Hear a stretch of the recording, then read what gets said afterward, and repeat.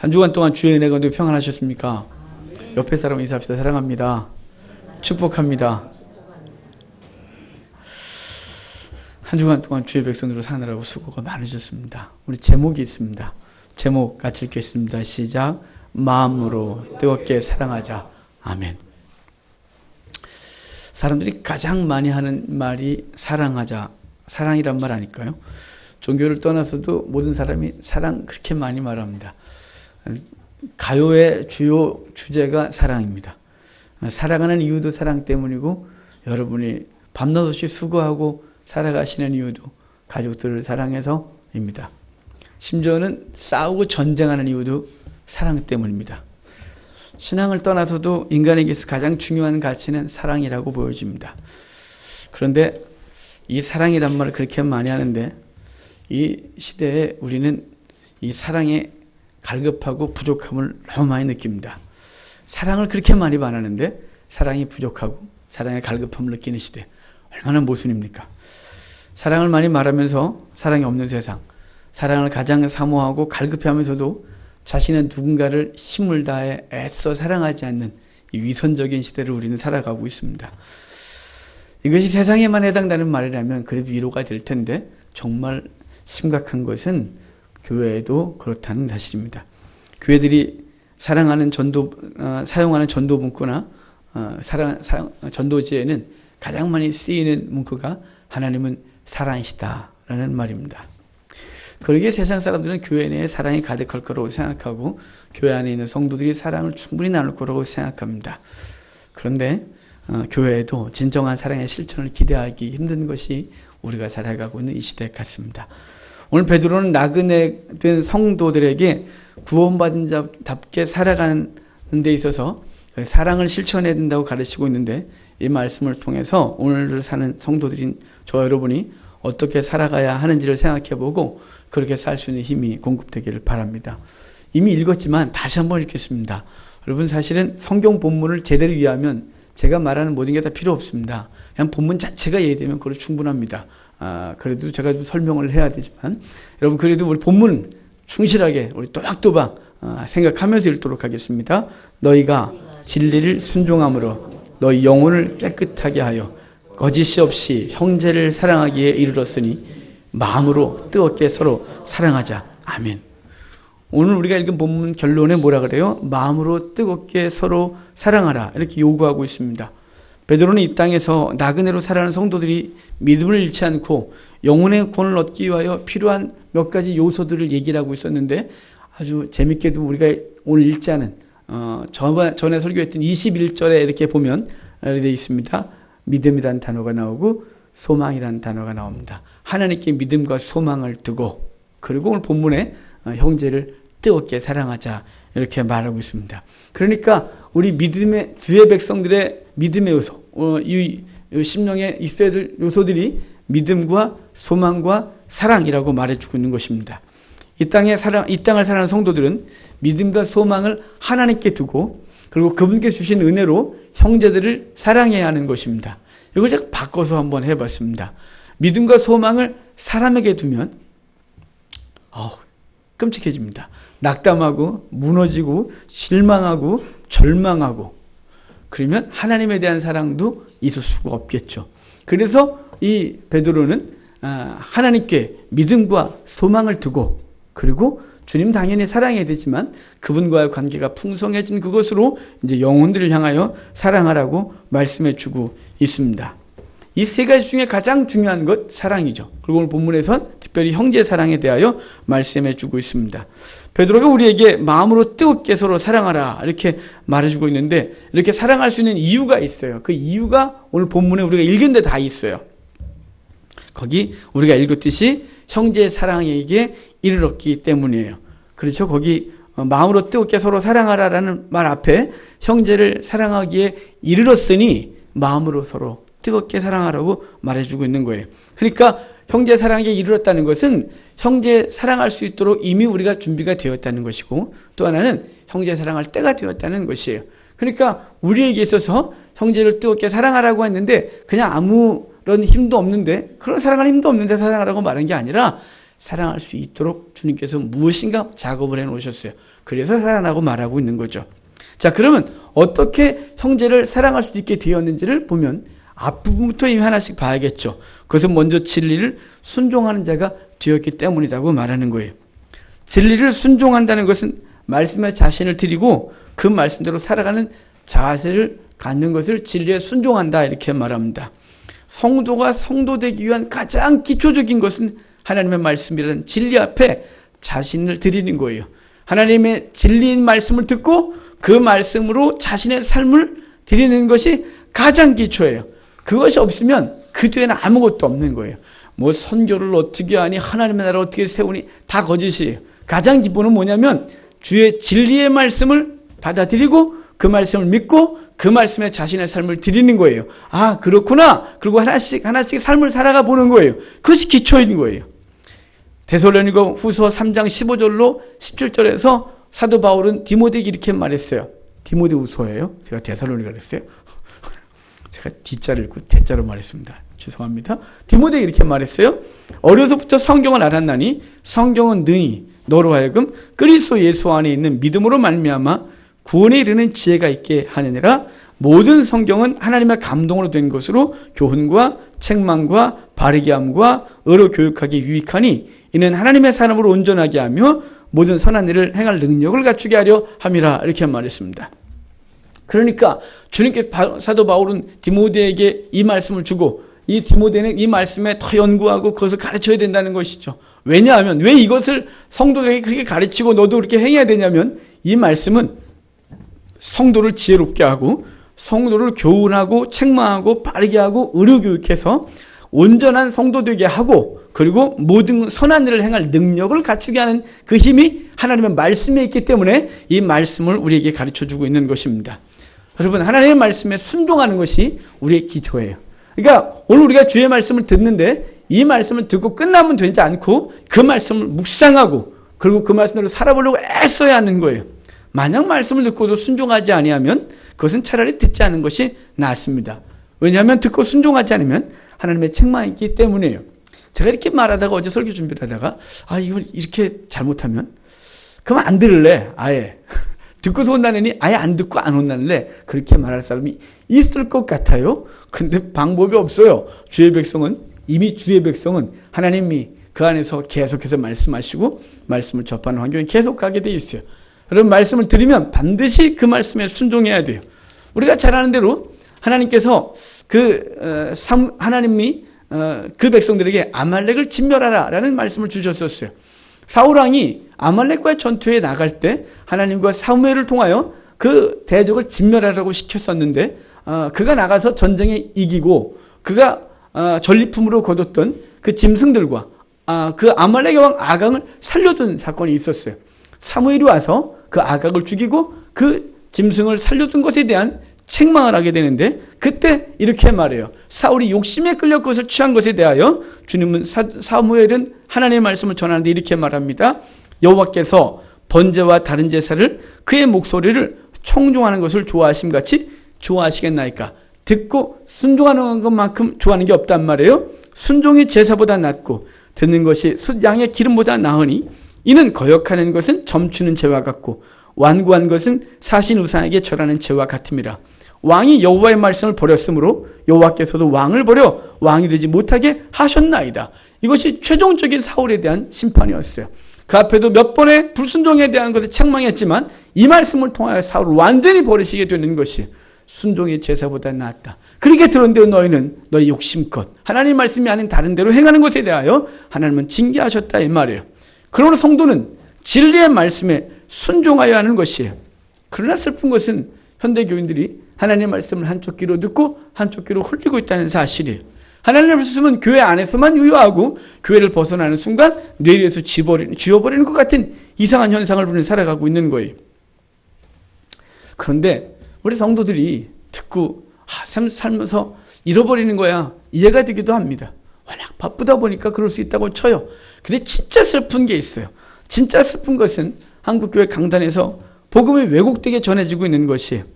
번영신학에 물든 사역자들이 바르지 않은 말씀을 전해서 성도들로 하여금 진정으로 성도는 어떻게 살아야 되는지에 대한 말씀을 가르치지 않고 정말 종교적인 행위에 열심을 내게 하고 그 행위에 근거하여 복을 받게 하는 데 집중하는 것을 이 슬픈 현실을 우리는 보고 있는 거예요. 바른 하나님의 말씀이 가르쳐지지 않는 것이죠. 번영신학과 기복신학에 근거한 하나님의 말씀은 성도들의 시선을 하늘에서 땅으로 내리게 해요. 영원한 것에서 일시적인 것에 집착하게 해요. 하나님을 닮은 거룩한 삶을 살아가는 것에 대한 열망을 빼앗아서 세상과 타협하여 부패한 인생을 사는데 열심을 내게 해요. 그래서 정말 하나님의 백성들이 말씀을 듣고 살려고 하지만 강단에서 흘러나오는 말씀들이 살아있는 말씀이 아니고 하나님의 진정한 복음, 거룩한 주의 백성의 삶에 대한 말씀들이 없어서 성도들이 어떻게 살 줄을 모르는 이상한 세대를 우리는 살아가고 있는 거예요. 그래서 지금 이 한국교회가 이 기독당을 3개나 만들어 놓고 이상한 짓을 하고 앉아있는 거예요. 그것이 부끄러운 줄도 모르고 그것이 잘못된 것도 모르고 계속해서 달려가고 있는 이 답답함을 보고 있는 거예요. 뭐가 옳은지 그른지를 구별할 수 있는 능력을 상실해버렸어요. 현대교회는 말씀의 폭포수를 맞이하고 살아가고 있어요. 얼마나 많습니까? 근데 그 폭포수가 제대로 된 말씀이 없어요. 그래서 그 말씀을 먹으면 더 갈증이 나요. 여러분 이상하지 않아요? 주님 분명히 말씀하셨거든요. 누구든지 목마르거든 내게로 와서 마시라. 그러면 그 배에 생수의 강이 흘러 넘치리라 그랬어요. 생수이신 주의 말씀을 먹으면 그래서 넘치겠다고 했는데 아니 이 시대는 이상하게 하나님의 말씀을 그렇게 듣는데 그렇게도 하나님의 말씀을 어플로 끌고 다니고 막 사무실에도 책상 환경에도 갖다 놓고 했는데 왜 그 말씀을 그렇게 먹었는데도 갈급하냐 이 말이에요. 왜 갈증이 나고 그 속에서 생수의 강을 흘러넘치지도 않고 썩은 물만 계속해서 나오냐면 생수를 마신 적이 없기 때문이에요. 세상 것을 더 추구하게 하고 거머리처럼 더 다고 하니 어찌 그곳에서 그 심령에서 기쁨과 만족함과 흘러넘침이 있겠습니까? 여러분 하나님 말씀을 제대로 듣고 하나님 말씀 앞에 순종하는 우리가 되기를 바랍니다. 그래야 그 다음이 있습니다. 그래야 다음 세대가 있습니다. 그래야 한국교회가 하나님 앞에 바르게 될 수 있는 것입니다. 그래야 우리의 삶을 통하여 하나님의 영광이 드러나게 되는 것입니다. 귀 있는 자는 들어야 합니다. 귀 있는 자는 들어야 합니다. 듣는다는 말씀이 삶의 실천을 옮긴다는 것을 우리가 이미 여러 번 말씀드렸습니다. 그러므로 진리에 순종하는 저와 여러분 되어서 이 세대에 하나님이 찾으시는 사람들의 은혜가 있기를 바랍니다. 이렇게 진리에 순종하면 자연스럽게 따라오는 결과가 있어요. 그것은 영혼이 깨끗해지는 것입니다. 말씀을 듣고 그것에 삶을 들인 자는 반드시 변하게 되어 있는 거예요. 반드시예요. 변할 수도 있고 안 변할 수도 있다가 아니에요. 여러분 이 속에 무엇가 들어갔냐에 따라서 반드시 나오는 게 결정이 되게 되어 있어요. 나오는 게 반드시 그것 때문에 결정되는 거예요. 이곳에 하나님의 나라를 계속해서 심고 주의 말씀을 심으면 튀어나오는 입에서 나오는 말씀들과 삶의 모든 것들이 다 그것이 나오게 돼 있어요. 근데 세상 것을 가득 채우면 온통 나오는 게 세상 것 나오게 되어 있는 거예요. 교회 다니는 성도들도 왜 맨날 말하면 세상 것만 계속 가득하고 세상 가치관으로 얘기하고 세상 가치관으로 삶을 결정하냐면 이 속에 주의 말씀이 가득 들어있지 않는 거예요. 주의 말씀은 저 구석에 어디 한 군데 들어가 있고 온통 세상 것이 가득하기 때문에 자기의 생각과 말과 행동이 그것을 계속 토해내고 있는 거예요. 그 증거예요. 내가 하나님 말씀 앞에 있는가 그렇지 않은가는 스스로 알 수 있어요. 누가 지적을 안 해도 알아요. 왜냐하면 자기 속에서 뭘 얘기를 하고 어떤 가치관을 살아가냐에 따라서 내가 이 속에 무엇을 품었느냐가 드러나게 되기 때문에 그렇습니다. 하나님의 말씀이 우리 속에 들어오고 그 말씀에 순종하여 살아가기 시작하면 반드시 변화가 따르게 되는 거예요. 반드시예요. 따르지 않는다, 따를 수 있다가 아니라 반드시예요. 이거는 선택이 없어요. 그래서 어떻게 되냐면 질서 없던 사람이 질서 있는 삶을 살아가게 되는 거예요. 하나님의 말씀에서 하나님 앞에서 그 변화된 인성을 가지고 살아가게 되는 거예요.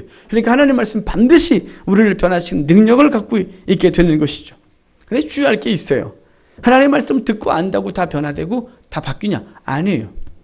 말씀을 아무리 많이 알고 암송을 하고 성경을 창세부터 요한계시록에 달달달달 다 알아도 그것에 삶을 들이지 않으면, 그래서 여기 진리의 순종이라고 말했잖아요. 하나님 말씀 앞에 자기의 삶을 들이지 아니하면 진리의 지식에 이를 수 없어요. 삶이 변화되질 않는 거예요. 그럼 로마서 2장에 보면 유대인들은 죄인이라고 말할 때 너네가 율법을 갖고 있어서 의인이냐? 착각하지 마라. 율법을 갖고 있어서 의인이 아니라 율법을 지켜 행해야 의인이 되는 것이라고 주님이 분명히 말씀했어요. 여러분, 우리는 율법을 무지하게 많이 알아요. 성경을 무지하게 많이 알아요. 성경 말씀을 정말 많이 공부했어요. 누군데 사람들이 그러더라고요. 목사님, 목사님네 교회 성도들 막, 그럴 때마다, 지금 말합니다. 많이 압니다. 우리 교회 성도들이 웬만큼 많이 압니다. 그래서 제가 뭘 하다 보면 이것도 아는 말씀인 것 같고 저것도 아는 말씀인 것 같아갖고 새로운 거 찾아내기가 참 어렵습니다. 딴 데 가면 신기하고, 그런 말씀도 있어. 그러는데 우리는 다 뻔한, 그 소리 다 들었어. 이렇게 아는 거죠. 여러분, 안다고 의인입니까? 안다고 거룩해졌습니까? 아니요. 반드시 어디에 있어요? 하나님의 말씀을 듣고 그 말씀 앞에 순종하면 그 다음에 영혼이 깨끗해지는 것이, 그러니까 우리의 삶이 아직 안 변했다. 이건 자기가 하나님의 말씀에 순종하지 않았다는 반증인 것입니다. 신비주의자나 이적을 추구하는 자들은 사람을 쓰러뜨리거나 병 고치는 것을 통해서 기적에 집중해요. 그것에 그렇게 집중하는지 모르겠어요. 여러분, 병은 나도 되고 안 나도 되는 것입니다. 우리의 삶이, 우리의 경제적 환경이 풍성해져도 되고 안 풍성해도 괜찮은 것입니다.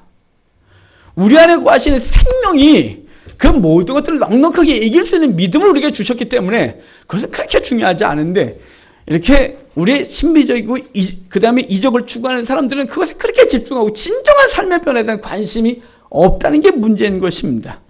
여러분, 진정한 기적을 알려드릴까요? 진정한 기적이 뭐냐면 죽은 자가 살아나는 게 아닙니다. 병든 자가 고침받는 게 아닙니다. 진정한 기적은 뭐냐면 삶이 바뀌는 겁니다. 폭력을 행하던 자가 폭력이 사라지는 것입니다. 자신의 삶에 대한 책임을 잘 못 지던 자가 책임감 있게 삶을 살아가는 것입니다. 가장으로서, 엄마로서, 자녀로서 자기 책임이 없던 자가 분명히 그 책임감을 가지고 삶을 살아가는 것입니다. 무언가에 중독되었던 자가 그 중독되어서 삶의 변두리에 살다가 그것에서 고침받아 또 다른 중독자를 고치는 자가 되는 것입니다. 세상 것에 절대적인 가치관을 갖고 살던 사람들이 그것을 분투와 가척이고 하나님의 나라를 절대적 가치관을 두고 살아가는 것입니다. 그것이 기적입니다. 그것이 진짜 기적입니다. 그런데 그 기적은 아무렇지도 않게 여기고 그것에 대해서 사모함도 없고 매일 우리의 육신의 삶의 변화만은 그렇게 추구하고 있으니까 우리는 여전히 생각이 우리가 어디에 집중되어 있냐면 육신에 집중되어 있고 이 땅에 집중되어 있고, 그것이 없으면 하나님이 계시냐 안 계시를 말하는 이상한 세대를 살아가고 있는 것이, 그 진정한 변화를 가르치지 아니하고 이적을 쫓아다니고 그리고 바르지 않은 가르치고 세상 것에 집중하게 하는 자는 성경에서 뭐라고 말했냐면 거짓 선자다, 또 다른 우상 숭배자다, 이렇게 말하고 있습니다. 교회 안에 있고 교회에서 사역을 하지만 깨끗하지 않은 사람이 정말 많습니다. 그것은 경건을 이익의 재료로 사용하여 자신을 따르는 사람들을 자신의 손아귀에 넣고 흔들려고 하고, 그리고 세속적 이익을 그들을 통하여 얻으려 하기 때문에 그렇습니다. 그들은 깨끗하고 신령한 척하지만 진짜 깨끗하지 않습니다. 진짜 깨끗한 것은 뭐냐면 하나님의 말씀에 순종하여 살아가고 그 심령이 변화된 사람을 깨끗하다고 말하는 것입니다. 자신의 삶은 전혀 바꾸지 않고 요 세치월 하나님의 말씀을 전하고 하나님 또는 이상한 현상을 통하여 무엇인가 하는 것을, 그것을 경건한 것이나 거룩한 것이 아니라 정말 깨끗한, 하나님이 취하시는 깨끗한 심령은 하나님의 말씀 앞에 삶을 드리는 것입니다. 비록 내 육신의 삶에서 대단한 변화가 있지 않아도 하나님의 말씀 가지고 살아가고 그 말씀 앞에 자신을 변화시켜가고, 그리고 삶 속에서 자신이 이전에 가지고 있었던 성향이나 성품이나 이 모든 걸 기꺼이 짓누르고 하나님 무엇을 원하신지 알고 그대로 하나씩을 삶에서 바꿔나가는 것입니다. 그게 하나님의 말씀에 순종하여 영혼이 깨끗해진 상태의 사람인 것입니다. 그렇지 않은 사람을 주님은 책망하셨어요. 바로 바리새인과 서기관들이죠. 그들은 주님께서 평토장한 무덤 같다, 네 속에 썩은 시체가 있다, 너희 회칠한 무덤 같다고 분명히 말씀하셨어요. 여러분, 변화되지 않은 영성은 거짓 영성입니다. 변화되지 않는 신앙은 거짓입니다. 우리가 하나님 앞에서 분명히 변화되어야 됩니다. 이전과 분명히 변화되어야 됩니다. 10년과 오늘 분명히 변화되어 있어야 됩니다. 작년과 올해 분명히 변화되어야 됩니다. 하나님 말씀 내가 어떻게 내 삶 속에서 드러나는지를 분명히 드러나야 돼요. 그것이 기적입니다. 바라길 말씀에 순종하여 영혼의 날로 깨끗해지는 이들이 되기를 바랍니다. 이렇게 작정하고 말씀에 삶을 들인 사람들을 장차 사도 바울은 어떤 것에 대한 결과를 말씀했는데 이렇게 말해요. 고린도후서 4장 16절에 이렇게 말했어요. 우리가 낙심하지 않으니 우리의 겉사람은 낡아지나 우리의 속사람은 날로 새로워진다. 여러분, 세상 것에서 벗어나려고 하면 우리의 육신이 때로는 후패해지고 힘들어지고 고통스러워지고 인상을 쓸 수밖에 없고 힘들어지는 삶을 살 수밖에 없을 때가 있습니다. 그렇지만 사도 바울은 약속합니다. 우리의 영혼은 날로 새로워지느라. 우리의 속사람은 날로 새로워진다고 분명히 말씀해 줬어요. 여러분 이렇게 되는 은혜가 저 여러분 가운데 넘치길 주로 축복합니다. 이렇게 진리에 순종하고 영혼을 깨끗하게 한 사람에게 따라온 또 다른 결과가 있어요. 그것은 형제를 사랑하게 되는 것이에요. 거짓 없이 형제를 사랑한다고 말이죠. 당연한 거예요. 다시 논리를 정리하면 진리에 순종하면 영혼이 깨끗해지고 영혼이 깨끗해져서 하나님과 교통하면 그분이 이 땅에서 뭘 원하는지 알아? 형제를 거짓 없이 사랑하게 되는 자가 된다는 것이에요. 이 사랑은 주님께서 우리에게 본을 보여주셨어요. 그분이 어떤 이득을 취하려고 이 땅에 우리에게 오셨다. 그분은 오실 이유가 없습니다. 하늘 보자 버리실 이유가 없었습니다. 육신의 모양을 갖고 오실 이유도 없었고 십자가에 달려 수치와 모욕을 당하고 죽을 이유도 없으셨습니다. 그분은 조금도 거짓된 사랑을 갖고 있지 않았습니다. 그분의 사랑은 진리였습니다. 진실이었습니다. 그래서 하늘 보자 버리시고 낮고 천한 인간의 몸으로 와서 죽기까지 충성하셨던 것입니다. 그분이 우리에게 그 사랑을 실천으로 보여주셨습니다. 여러분 사도 베드로가 왜 거짓 없이 형제를 사랑한다고 이렇게 말했을까요? 이 거짓 없이 형제를 사랑하게 된다는 것은 사도 베드로의 고백이에요. 그런 고백이에요. 그가 예수님이 십자가에 달려 돌아가시기 전날 주님께서 이렇게 말씀하신 적이 있어요. 이 중에 나를 팔 자가 있느니라. 그랬더니 누가요? 그때 베드로 이렇게 말했어요. 이놈들이 다 주를 떠날지라도 난 주를 버리지 아니하리이다. 지가 주님을 최고 사랑한다고 말했어요. 주님이 이렇게 말했어요. 고맙다 야.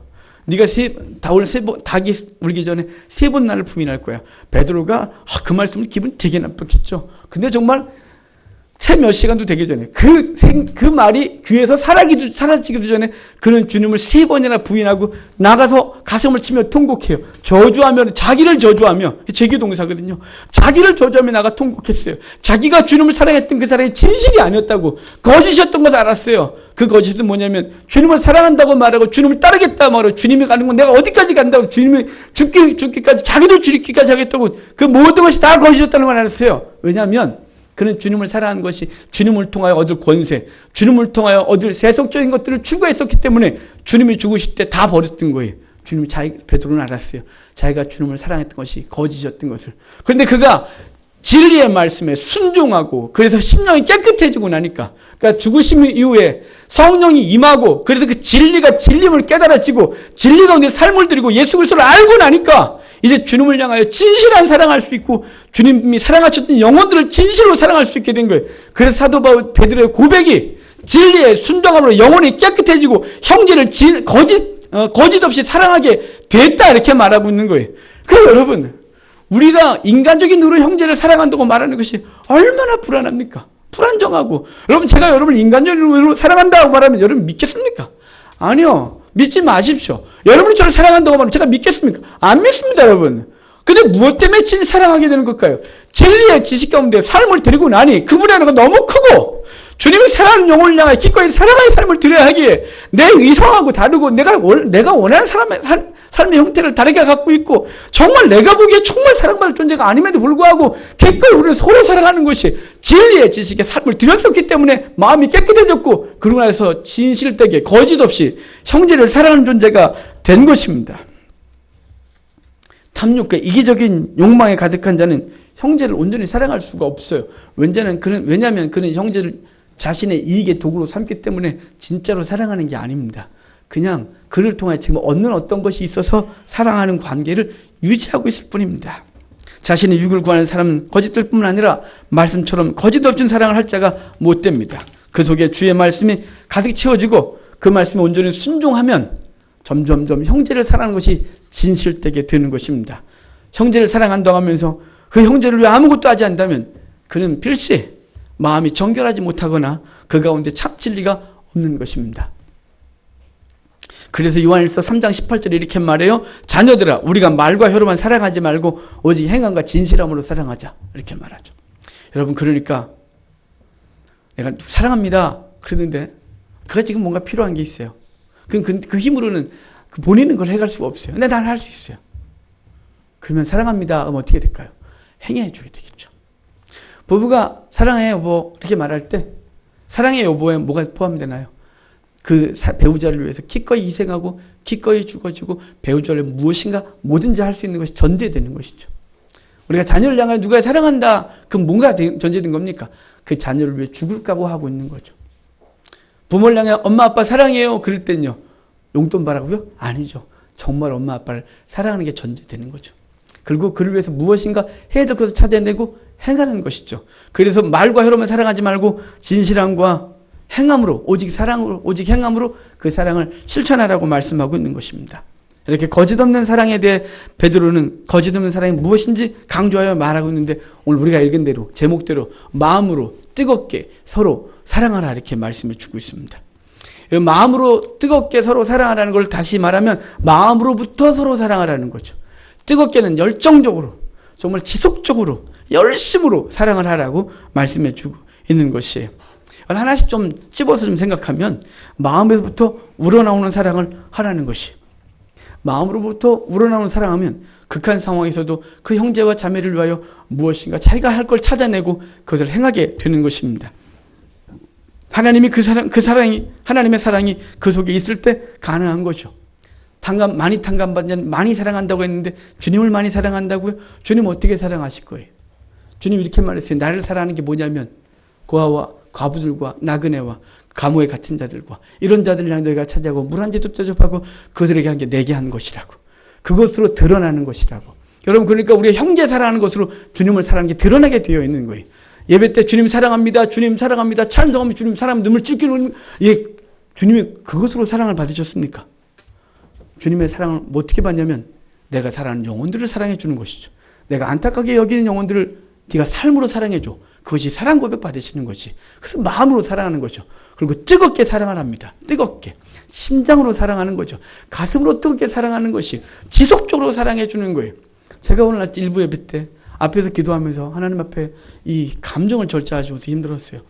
어제 말씀을 준비할 때까지도 예수 그리스도가 주님께서 나를 뜨겁게 사랑하셨다는 것이 가슴으로 안 오고 이성으로 왔다가 오늘 아침에 기도하면서 주님께서 나를 얼마나 뜨겁게 사랑하시는지를 알게 하셨어요. 여러분, 뜨겁게 사랑하는 게 어떤 건지 주님이 알게 하셨는데 이거죠.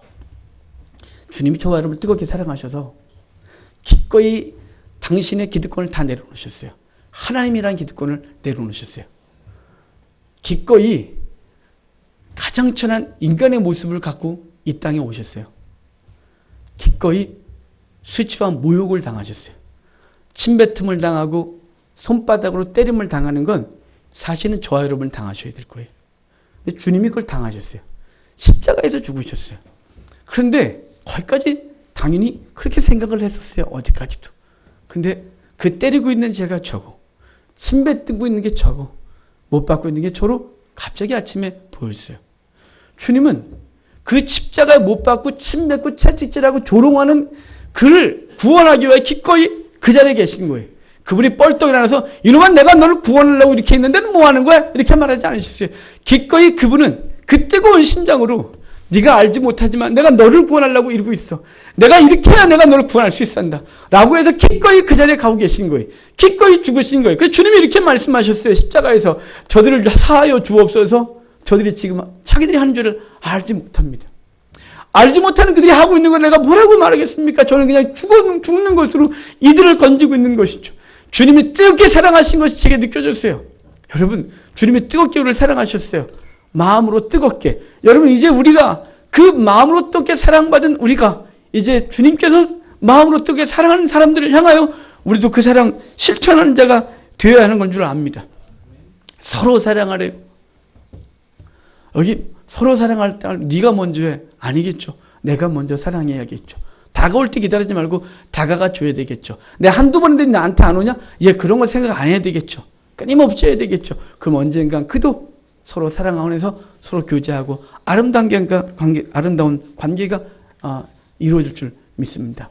그리고 우리는 우리의 가정에서, 우리의 직장에서, 우리가 섬기는 교회 안에서 마음으로 뜨겁게 서로 사랑하는 것에 실천해야 될 줄로 압니다. 그런데 주님은 왜 이렇게 사랑하라고 자꾸 강조하는 걸까요? 그냥 우리 건지시면 됐지.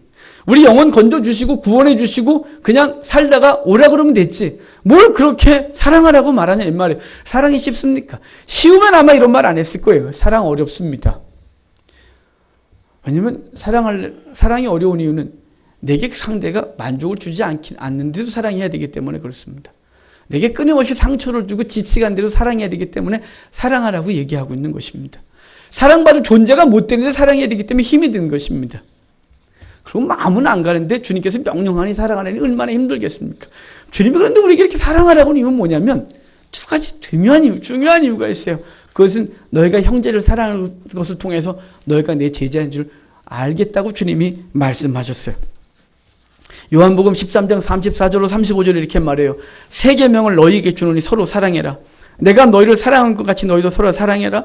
너희가 서로 사랑하면 이로써 모든 사람이 너희가 내 제자인 줄 알리라. 세상은 뭘 통해서 우리가 그리스도인 줄 아냐면 우리가 사랑하는 것을 통해서 세상이 우리가 그리스도인 줄 아는 거예요. 가정에서 서로 사랑의 관계가 풍성해지는 것을 통해 세상 사람들이 주님의 제자구나 이렇게 아는 거예요. 우리의 일터에서 예수님의 사랑으로 끊임없이 실천하고 용납하고 섬겨주는 것을 통해서 우리 주변 사람들이 그리스도인이구나 이렇게 아는 거예요.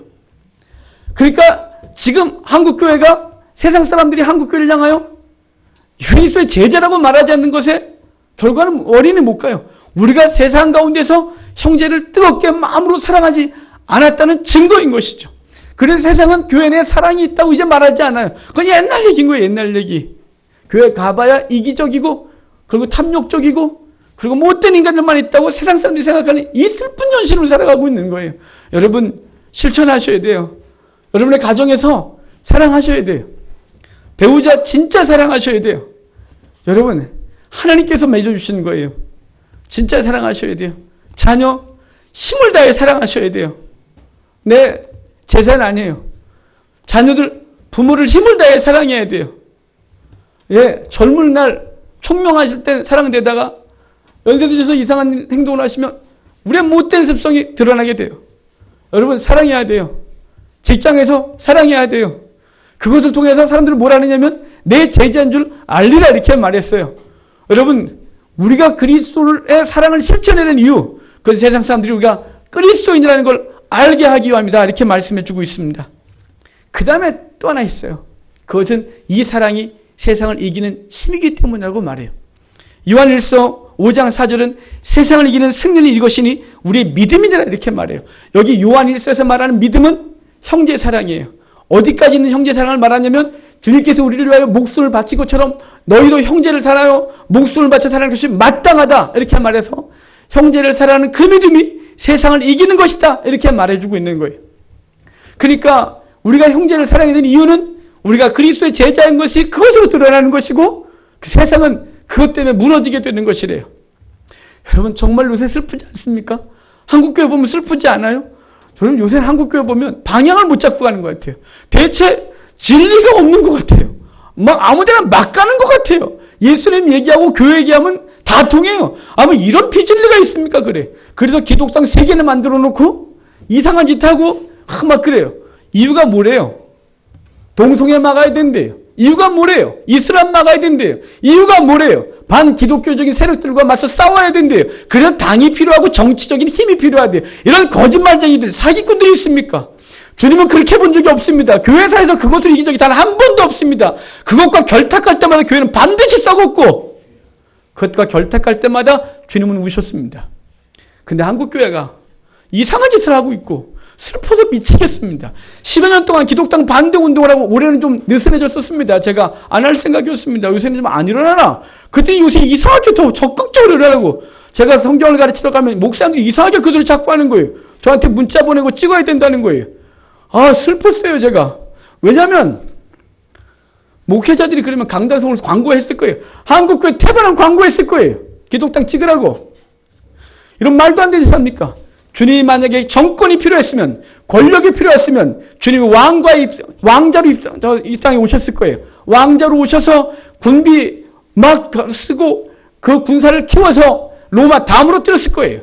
주님은 정치적인 힘을 빌어서 뭘 하지 않으셨어요. 만약에 주님이 정치적인 힘이 필요했으면 산헤드린을 이루었던 니고데모와 요셉을 들어서 너 뭐하니? 정당 하나 만들어야지. 기독당 만들어 이것들아. 그래서 예수 그리스도의 복음을 증거해봐. 이렇게 했을 거예요. 주님은 그렇게 한 적이 없어요.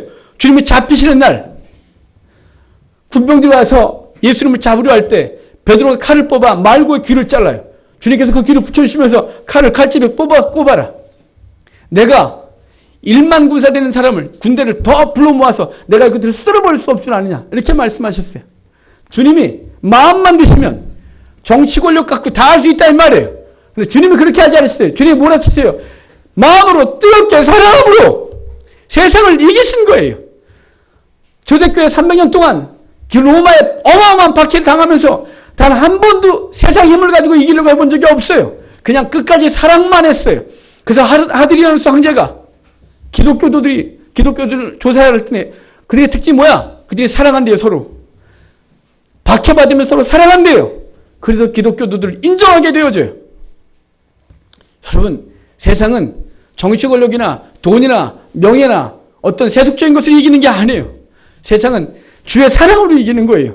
성도들이 서로 사랑하는 것으로 세상은 무릎 꿇게 되어 있는 것입니다. 그래서 주님 우리에게 말씀하세요. 너는 서로 마음으로 뜨겁게 서로 사랑하라고 말했어요. 성도 여러분, 오늘 말씀 다시 기억하셔야 돼요. 그 말씀 기억하고 이번 한 주간 묵상하고 내 삶 속에서 나는 어떻게 살아야 되는지를 고민해 보세요.